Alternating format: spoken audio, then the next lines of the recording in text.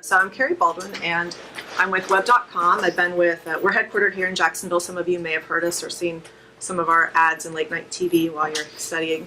But I've been here for 10 years now, and the first 7 years of that, I was building out our digital marketing fulfillment operations. So paid search marketing, search engine optimization, and social media, which in our world is predominantly Facebook today.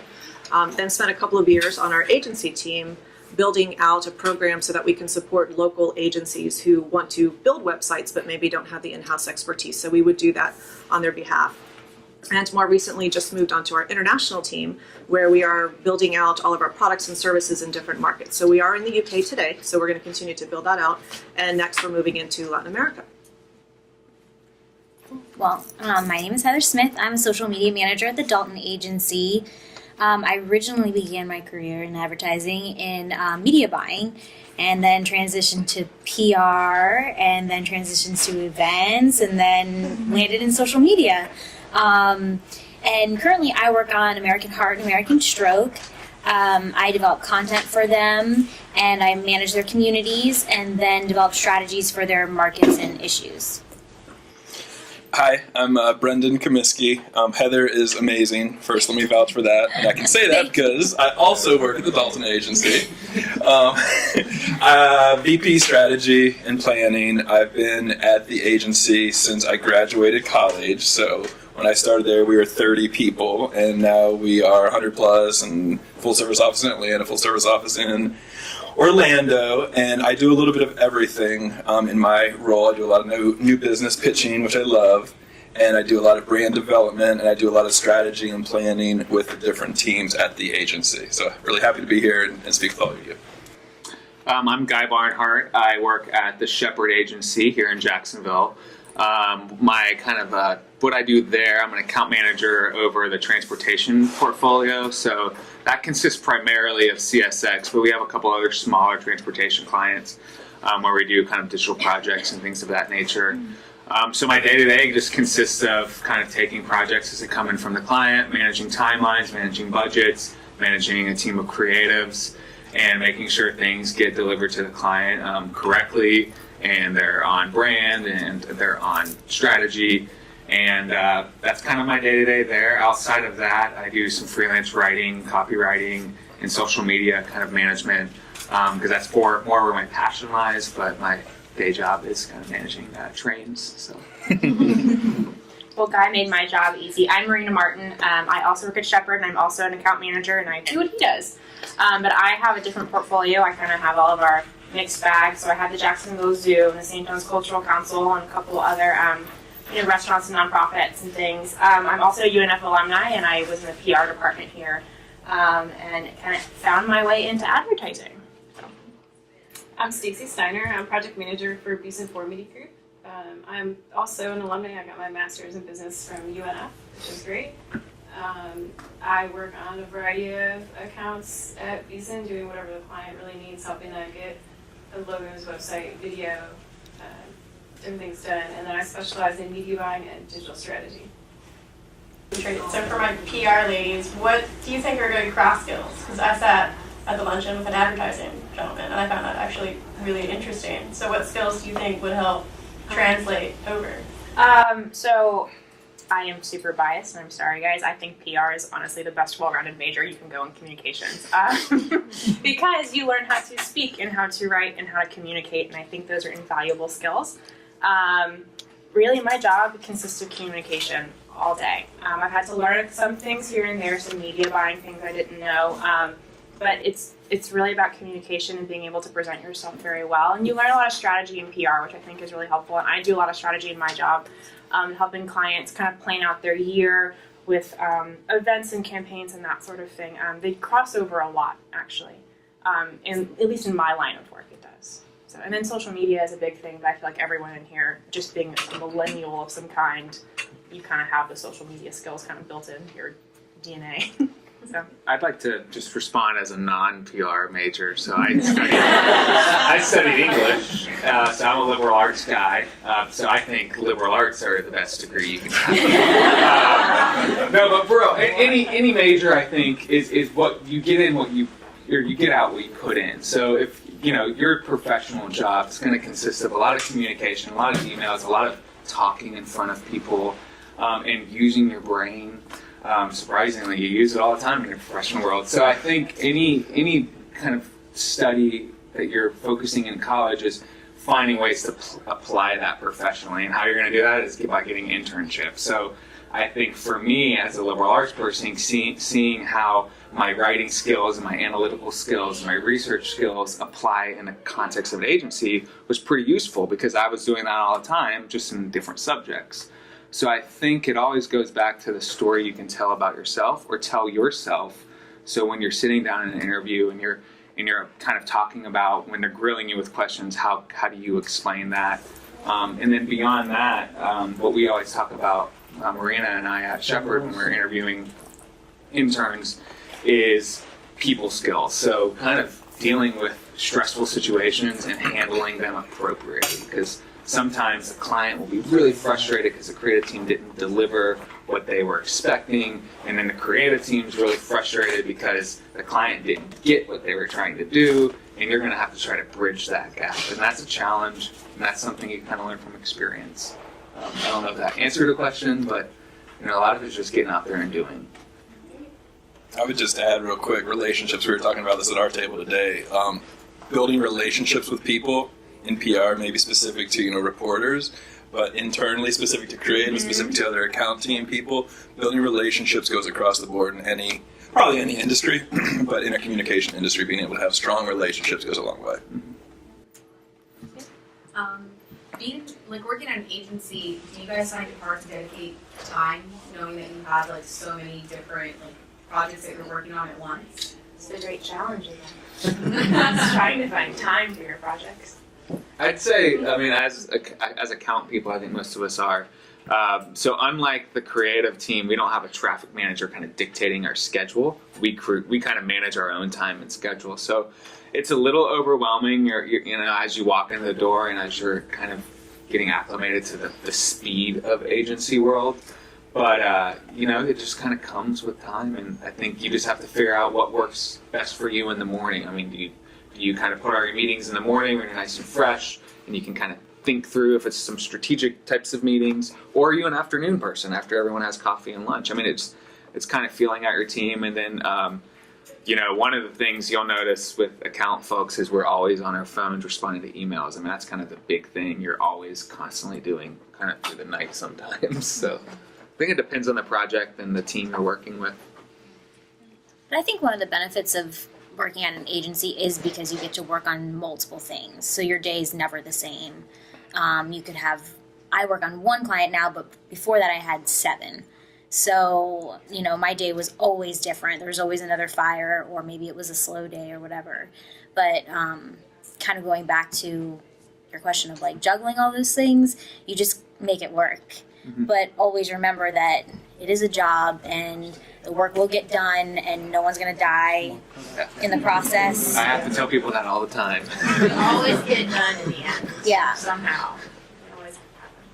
Someone told me, and I thought it was great advice, to make your hardest phone call first thing in the morning, or write your hardest email first thing in the morning, because if you don't, you're going to be dreading that phone call all day long. You're not going to be focused. So you just knock it out in the morning. It'll be okay, and then keep on moving. Your day can only get better. Yeah. Taking that as a note. Yeah.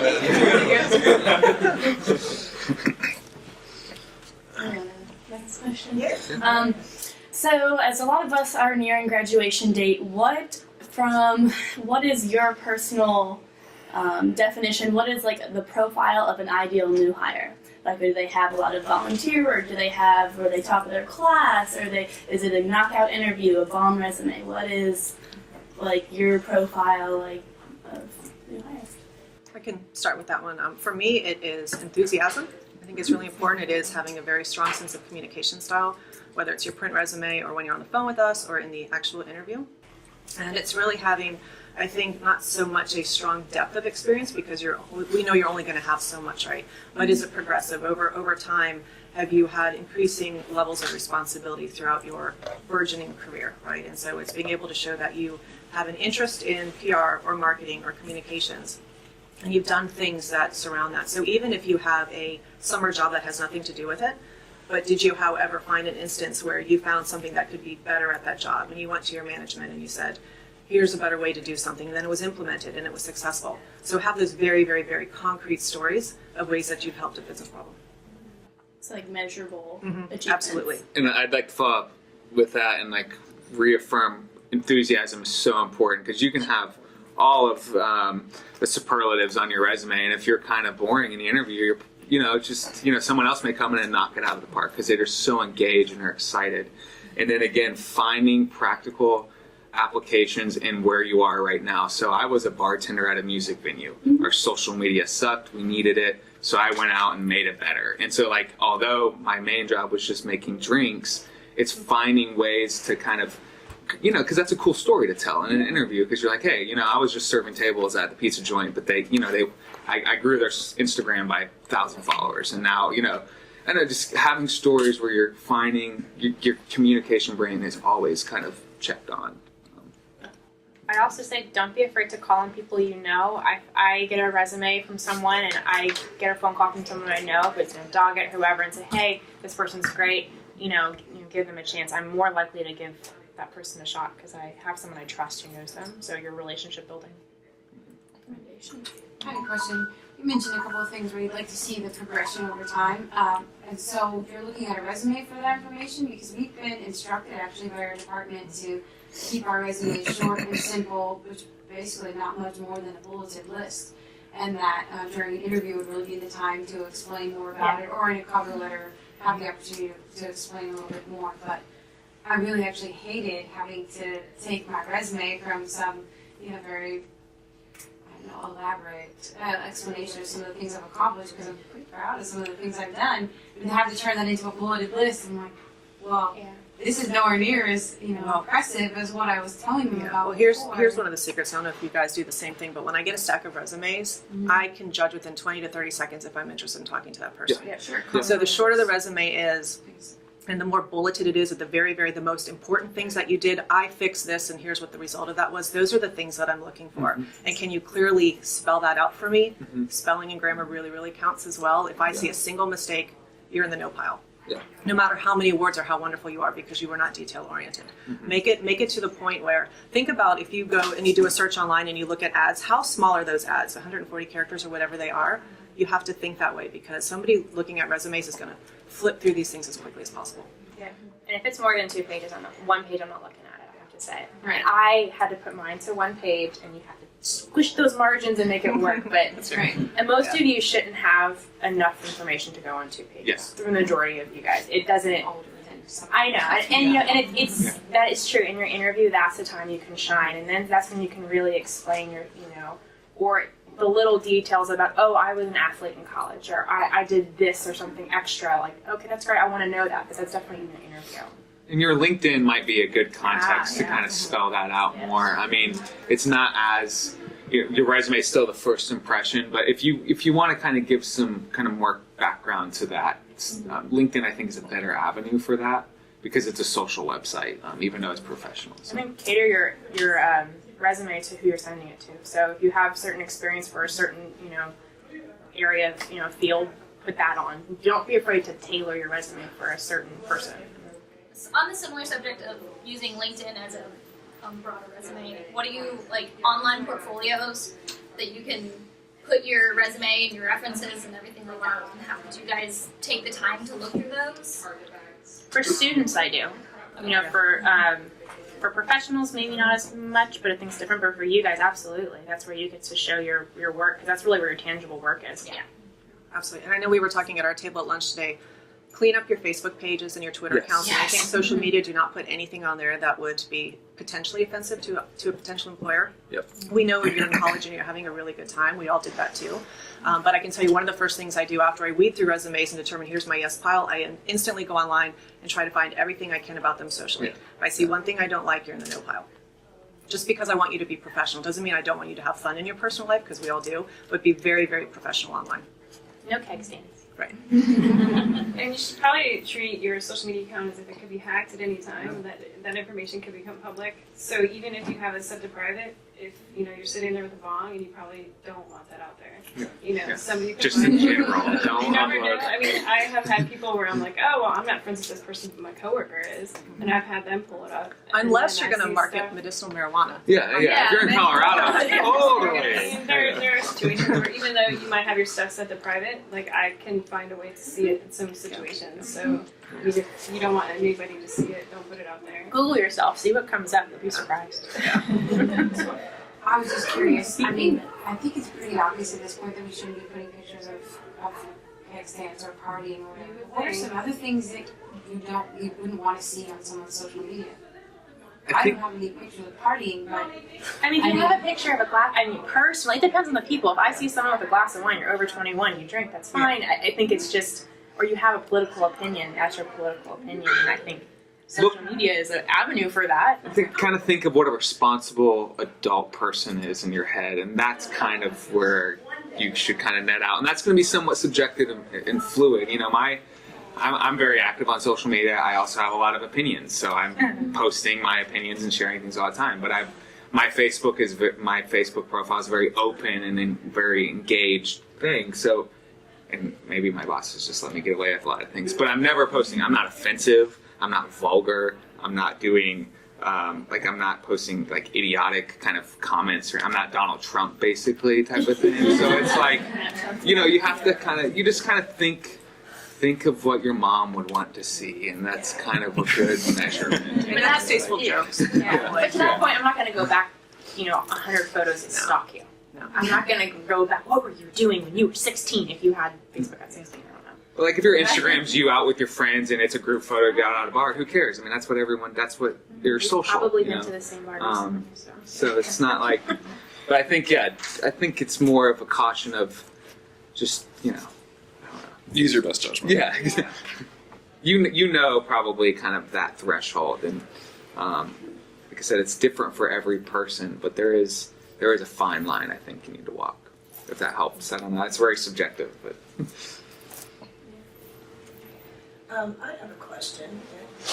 I have a background in agency work too, and I actually graduated from UNF many years ago, and this went as a lit major, so I appreciate the liberal arts. Yes. But I have a question, and one of the things that I always saw as I was coming up was a lack of understanding in our profession of the business world, and Stacey can speak to this too. So what kinds of things would you advise our students to start learning now that they're going to need to know about business as they enter the workforce? I would say if you don't know Excel, go and learn Excel. Please don't center something by spacing it. That's just, it just seems so obvious, but your focus in school may not be, learning how to use Word really well and learning how to use Excel.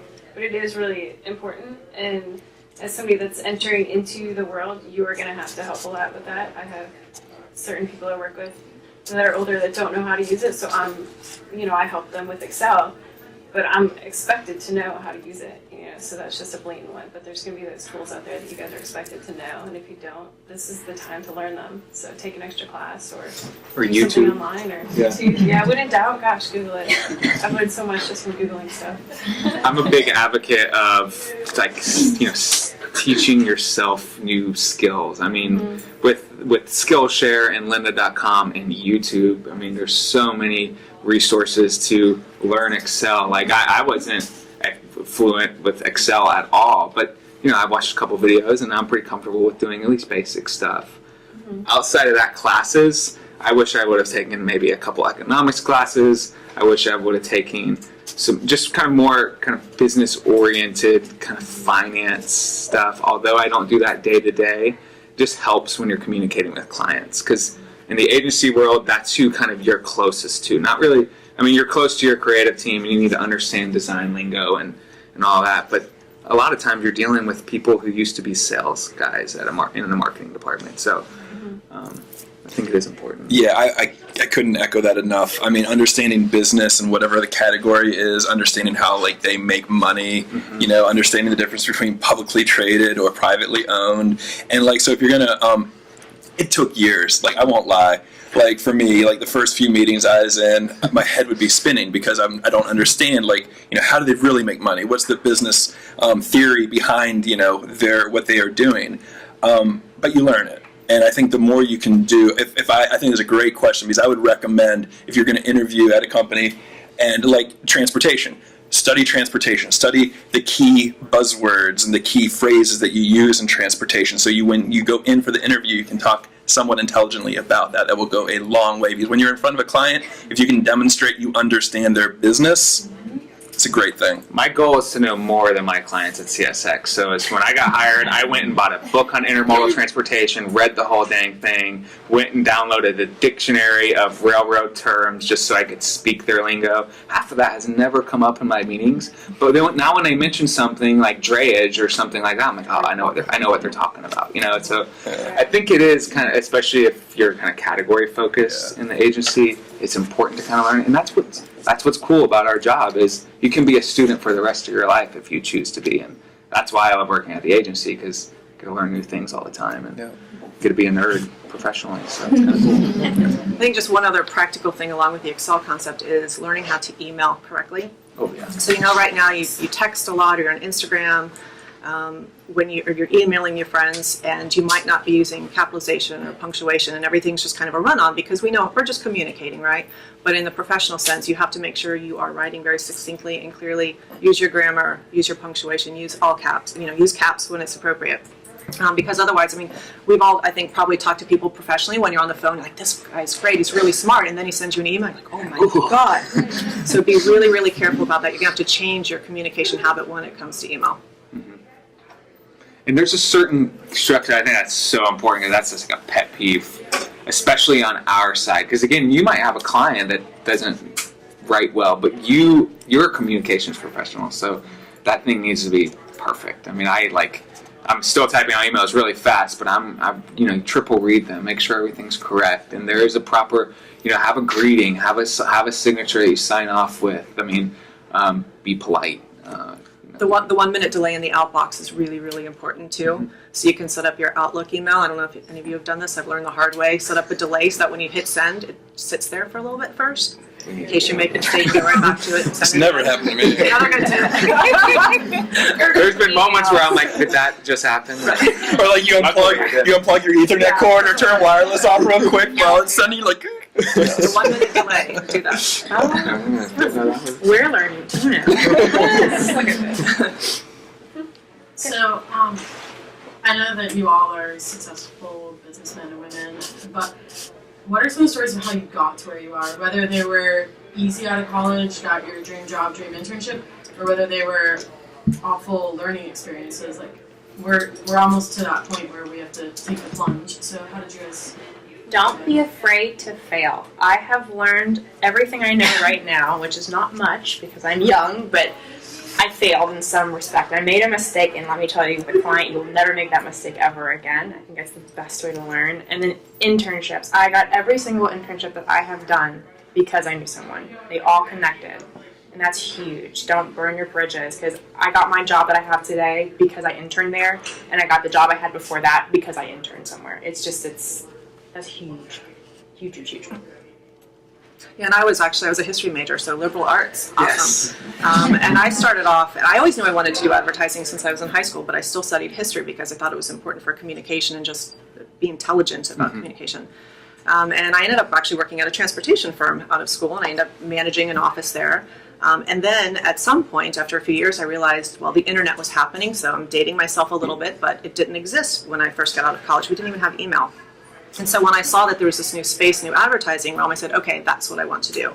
And so that's how I did. And I actually found a startup company that I went to that was looking for somebody who knew how to run an office or knew how to run a customer service team. And from there, I was able to learn all the aspects of the digital space. And so that's how I did it.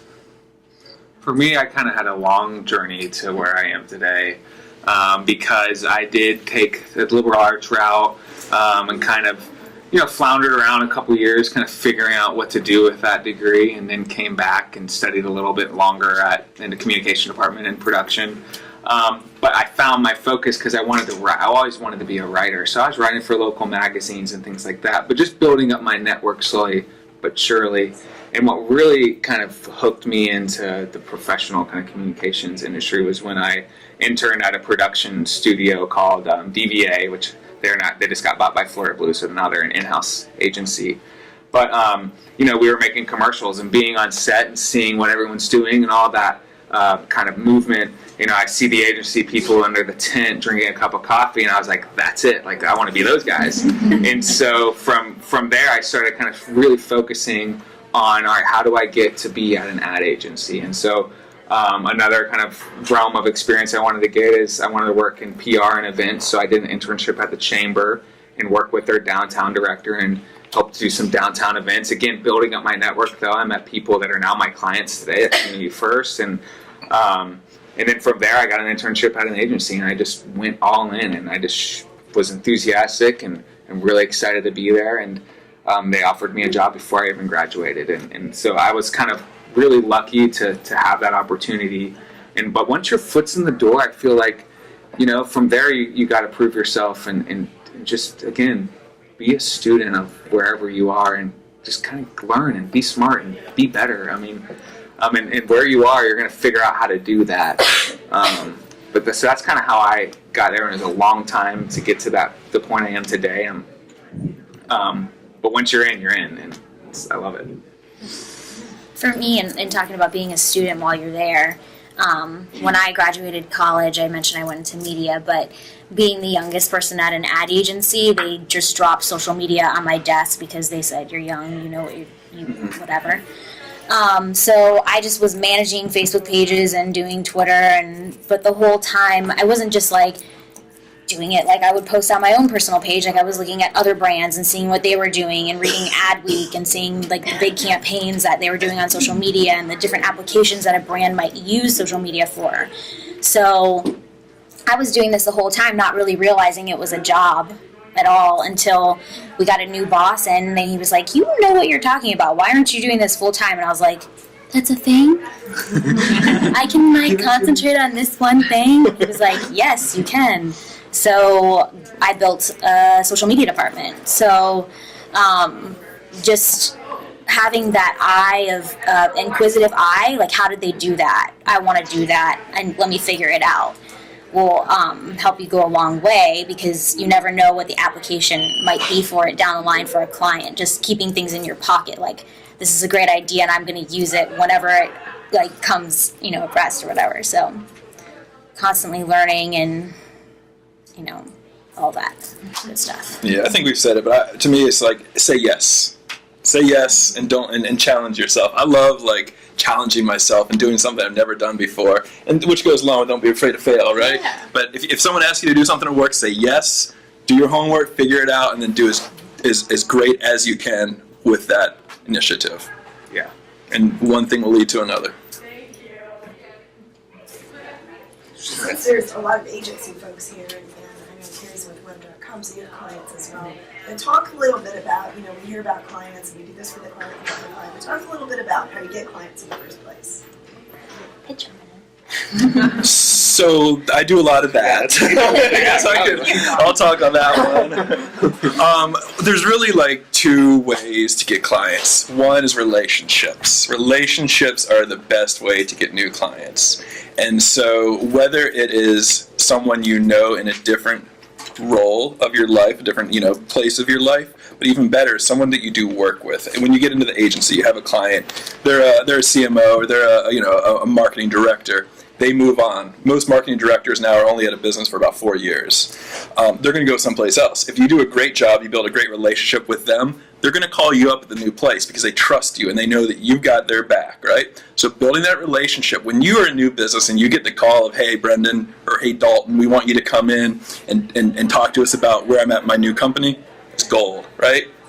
Now, the other scenario is companies put out RFPs. And sometimes they're public, sometimes they invite a handful of agencies to come. And what you do is you basically, typical scenario is there's 2 phases. There's the written proposal, which they'll give you a whole bunch of questions, ask you about your experience, who's on your team, and what are some ideas. A lot of times in our industry, you give away all your best ideas just to get a meeting, which kind of stinks, but it's part of the game, right? If you get past that first round, which is the written proposal round of the RFP, you get invited to the pitch. At the pitch, that's when you really bring your A game. That's when you bring in spec creative. It's when you have your best people on the team. Chemistry is so important. People want to do business with people they like, right? You could have, I've heard this before many times, another agency, they were pretty good, they gave us good results, the creative was good, but we hated working with them.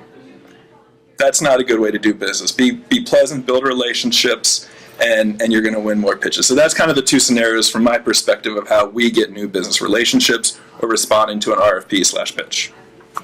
In our experience at Shepherd, it's pretty identical. I mean, agency kind of new business is pretty similar in how you get that. Yeah, it's more of a it's a chemistry meeting. It's do you guys match? I mean, 'cause your ideas can be great, but if you don't like the client, I mean that's a whole thing too. And if the client doesn't like you, then it's never going to work well. It won't be a lasting relationship. Yeah, if you get invited to the pitch, they know you're capable. Right. Yeah. So then it's like a date. And that's what it's like a date, and you're like asking them to marry you at that point, right? And so I'm being for serious. a couple years. And we have to do the whole thing again. But so you're really asking them to take a leap of faith, and you really want them to trust and believe and like you, because if you're there, they know you can do the work.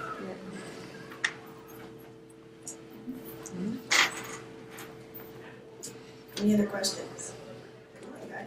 So how do you get them to trust you? What's your move? Okay, so part of it is really category experience. It's really hard to go into a new biz opportunity when you have zero experience in that industry or in that category. So if you can demonstrate that you have done well for other clients in the same category, that's a really good way to gain trust. If you have a good reputation, if your agency or you as an individual have a good reputation, that's another really good way to gain trust. And a lot of times, it's not, when you're building a relationship, right, it takes time to build that relationship. That's the long sales lead where you've got to talk to people, you get cocktails, you see them at a ball game, whatever it is, you hang out, and eventually you might get a call and say, hey, we'd like you to come in and talk to us. One of the tricks that we use is I love to go into a pitch and teach them something they don't know about their industry or their business. Or here's what your competitors are doing, and here's a graph that shows that you are utterly failing. And here's how I can get you to where they are and be more successful. So I call it the shock value. Actually, I have another term for it I won't say out loud, but there's that moment in time where the client goes, you know what they're thinking, and that's when you have them.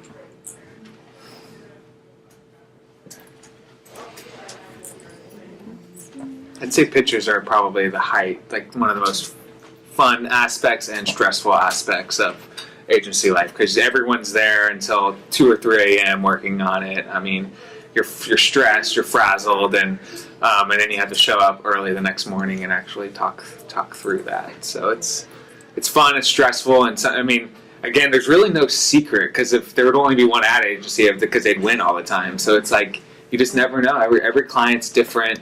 And every meeting with that client can go different. And I think chemistry is another important thing. Like, agencies are very particular on who they want to send to an agency. Like, sometimes I'm like the token millennial that's in there. And that kind of speaks to that, depending on kind of who the client is that we're pitching to. And other times it's more the senior leadership, because the client's a little more conservative and serious. And let's say it's like a banking client. Like, it just, we don't really know. It's a game. It's a big, giant game. It's a lot of fun to play.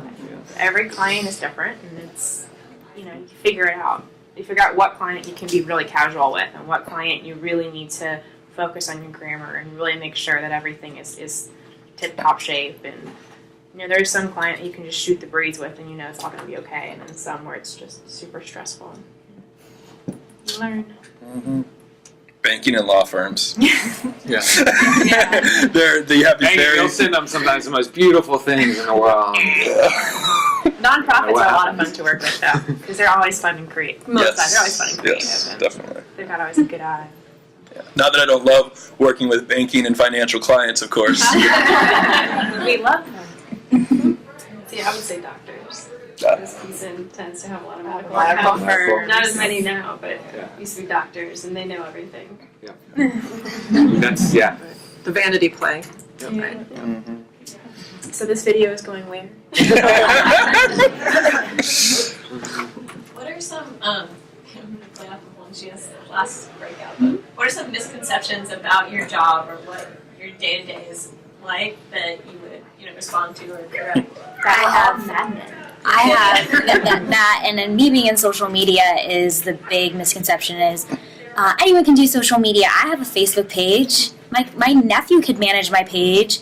No, like I want to basically punch the person in the face that says that. Like literally, we've had so many issues with people having interns manage their accounts, and they post from their accounts like from a bar, like as the client, or they just grammar is incorrect on posting, or just not using your best judgment.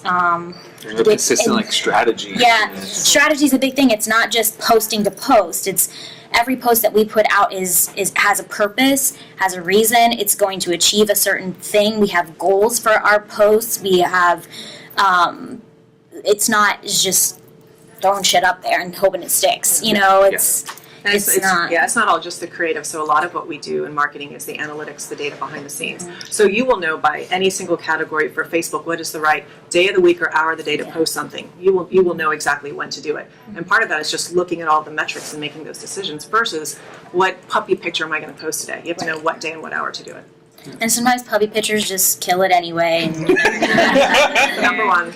But and knowing that balance too. I mean, even with AHA, there's a fine line of motivation Monday sort of stuff, and then there's the news sort of things, and then the CPR. You have to let people know these certain things, so they're not always going to be the killer like fun memes and whatever. But those are still there as well. So just knowing when to use them, when not to use them, when it's appropriate. It's really. And another thing I've noticed is there's this kind of ambiguous idea of creative. Like I just want to be creative, and I'm like, well, what does that mean?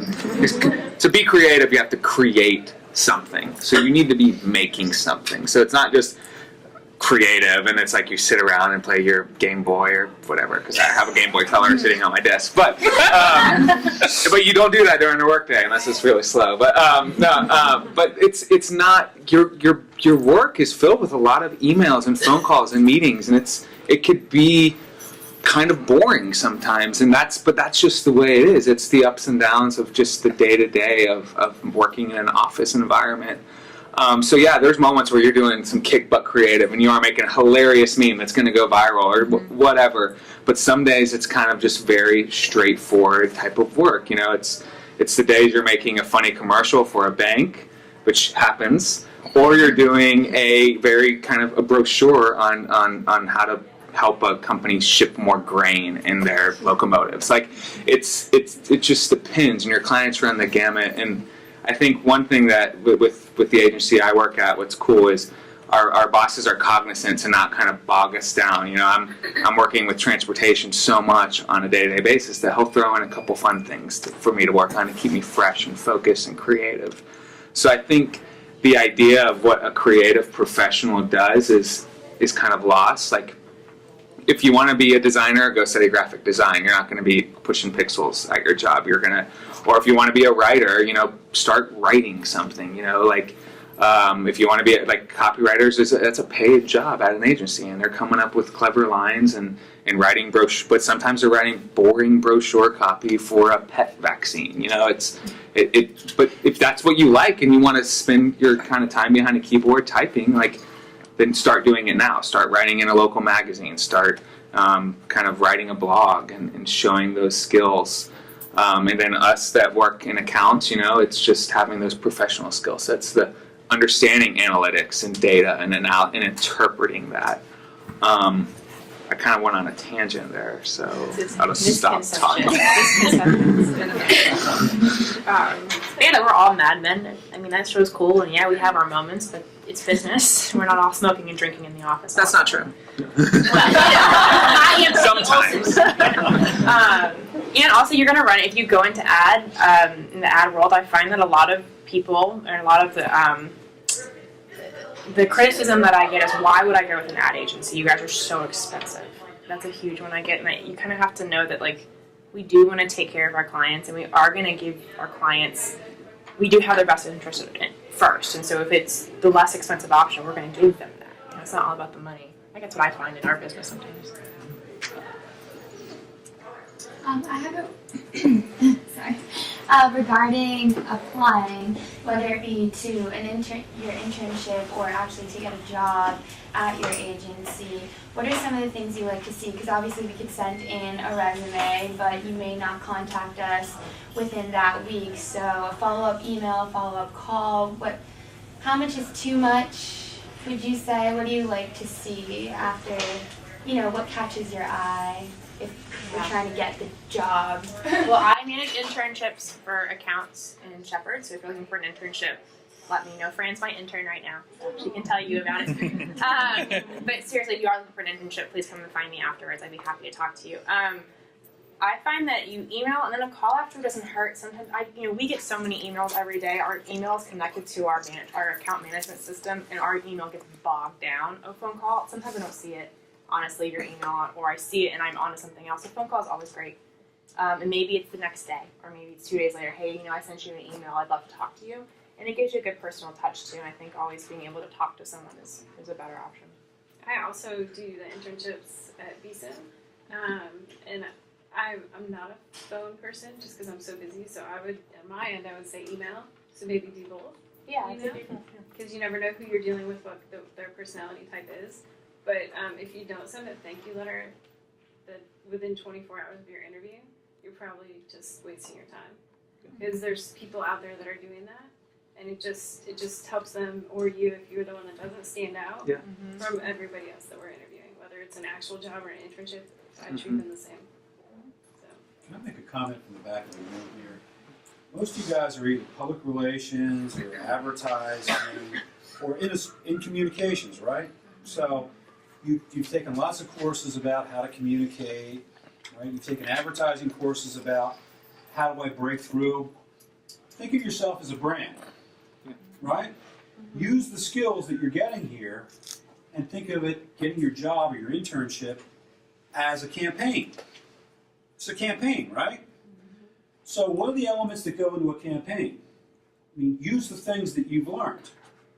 So if you're in media, if you've taken media planning or advertising, you know that it's reach and frequency, right? Reach and frequencies are things that you got to reach the right person with the right message at the right time with the right frequency, right? So what's the message? The message could be your resume. It's also your LinkedIn. It's also your Facebook page. What's the medium? Some it's telephone, some it's email, some it's a letter. I personally like to get a letter because that breaks through everything, because I don't get much mail. And most people don't get much mail. So a letter really breaks through for me, right? What's the frequency? Somebody at our table asked, when do I become annoying? Well, you become annoying if you say the same thing over and over again and you do it in the same medium. So, why is the reason that I should hire you? What is that reason? Think it through. What's the reason? And then give me a few more reasons every time you touch me. Because I got to tell you, I'm in the sales game, and it takes about 10 touches to get through to somebody in various ways. Most people give up after the second touch. 50% of the people give up after the second touch. There's only about 5% that go to about 8 touches. And they're the 5% that actually get the business. And you see this all the time in the sales game. So, what's your message? Think about it. If you're in the creative side, what's the creative message that you're going to use to get through that will resonate with these folks? What are they looking for? They're looking for enthusiastic people. They're looking for people that know about their advertising agency, that know about that category of business. You've been in college learning how to research, right? Don't put that in a box over here when you're going out to get a job. Use the skills that you have. Really think it through. This is a project. You've done lots of projects at school, right? You've thought through all those projects. Look at this as a project. Look at this as a campaign. Use the skills that you have to do that, and then don't give up. I mean, there's no magic. I don't think there's any magic other than using all the things that you've already learned. And I know that this is a great communication school. I know you've learned lots of great stuff. Use it. and use it over and over again, and you'll get that internship, you'll get that job, you'll get that opportunity because you'll be persistent in getting it. All right, I'm off my soapbox. And I just, that's the key. I mean, you have the skills. I mean, you're learning them every day here, and just learning to apply them to other things outside of academics is really important. What do you guys prefer? Like, when someone is trying to reach back out to you after you've interviewed them or stuff, I mean, do you want them to send letters? Do you want them to email you, call you? Like, I mean, I know you said you prefer letters, but a lot of teachers or professors here, they say, email them, try to be more up to date about how you do things. And I think a letter is, I like that idea a lot better. I would send a letter. I love a feel like physical it's letter. just- yeah. Yeah, physical I feel like letters people are don't kinda do that, so I don't know what you guys would prefer, what you guys... I think a letter is great, but it's a little too slow. So I would send the email and then follow up with a handwritten letter, or drop the letter off that day, or the next day. Drop it off. Don't rely on the mail because it's just too slow.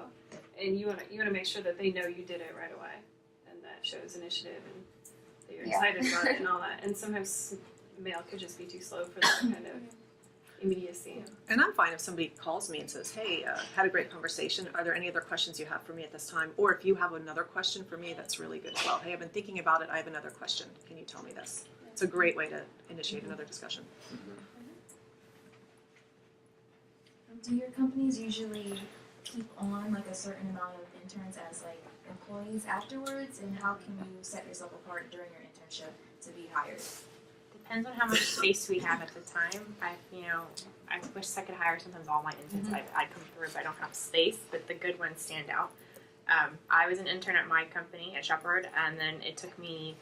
I went in. I loved it. I fell in love with Shepherd. I wanted to work there right when I got there, but I knew I had to find a place. So I graduated that December after I worked there. It took me almost 2 years to go back, but that's when they had an opening. So I mean. And it's because I was a client and because my boss now knew who I was, and my internship advisor said, hey, she's looking for a job, hire her. So the good ones, you'll stand out and make a good relationship is a big deal. So we'll keep you in mind. And if our clients are hiring someone in an entry-level communication or marketing position and you're awesome and we are bummed we can't hire you at our place, we'll send them your name. I think, again, if you're awesome and you're showing yourself to be, a great future professional, you'll get a job. You just gotta be confident that you will. The Dalton agency hires a lot of interns and also just plug, since everyone else on the panel did. I am the internship supervisor, the Dalton agency. So. But we do actually hire, like I said, we hire a lot of interns. Recently, the last 2 hires in my department were interns. One of them interned for us remotely, never came into the office. She remotely interned with us about 2 years ago from Boston.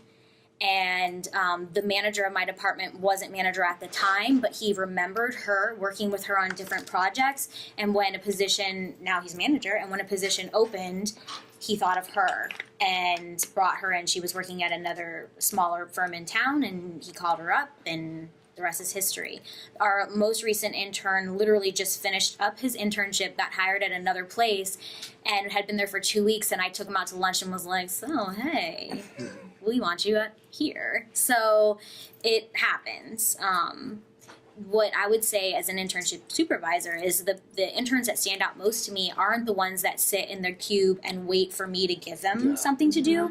They actually come up to me in the morning and ask, what's on your plate today? What's on your agenda? What can I help with? Also, another thing is, I'm really interested. Yesterday you gave me this project. That was really interesting to me. Can you explain to me how that fits into your day-to-day, and can you give me more of it?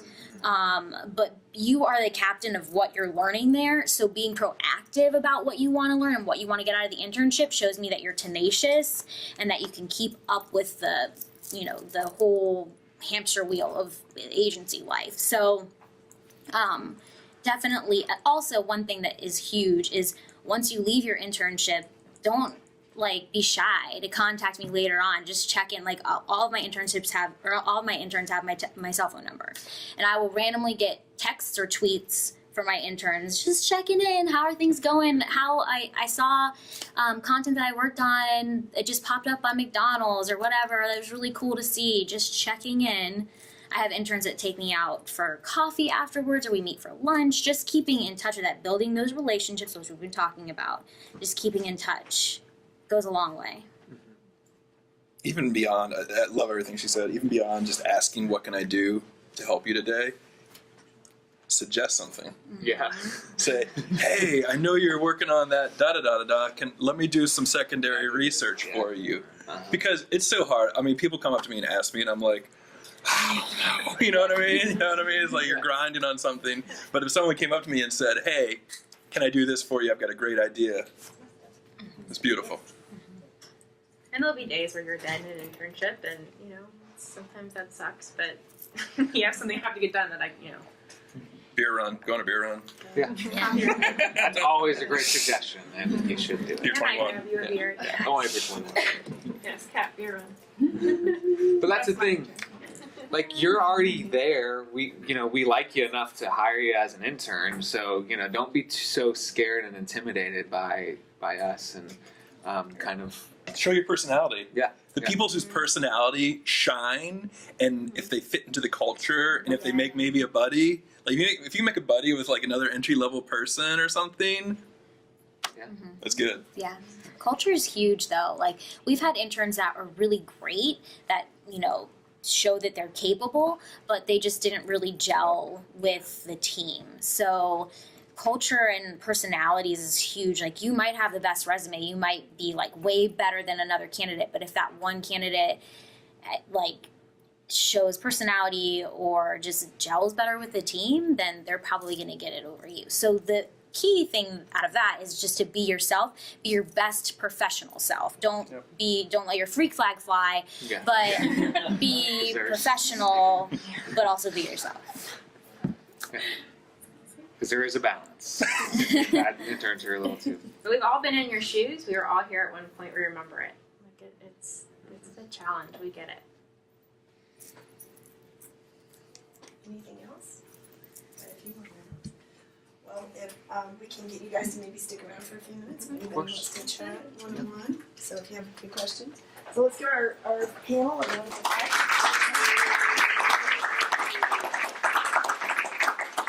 let them know that you appreciate them. You heard them say they like to get notes. Hint, hint, hint. I actually I actually got an email from one of our panelists yesterday, sent me an email thanking her for inviting her. So, and that was, I was like, ooh, that's cool. So, I do